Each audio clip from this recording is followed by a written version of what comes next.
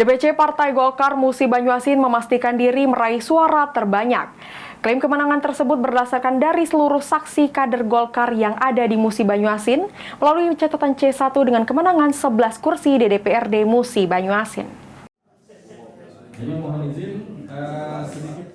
Setelah tahapan pencoblosan pemilu 2024 di Kabupaten Musi Banyuasin pada 14 Februari 2024 kemarin, sejumlah partai politik telah berupaya menggerakkan para kader saksi di TPS yang ada dan mengumpulkan data C1 untuk mengetahui hasil perhitungan suara, serta secara manual di TPS termasuk partai golongan karya.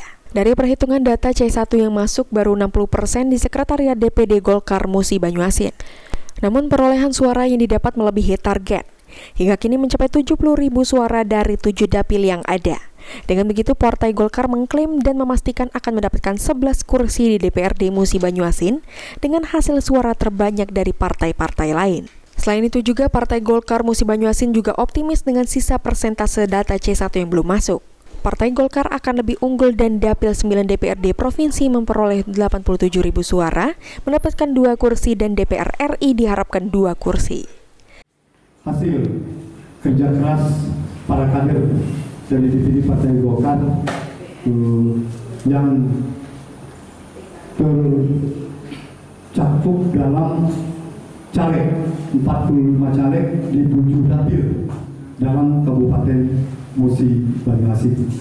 Kami mulai dari hasil sementara hitung cepat DPD Partai Golkar Kabupaten Musi Banyuasin sampai pada saat ini kami mulai dari dapil 1 kabupaten. Dapil 1 memperoleh 8.834 suara, diprediksi 1 kursi.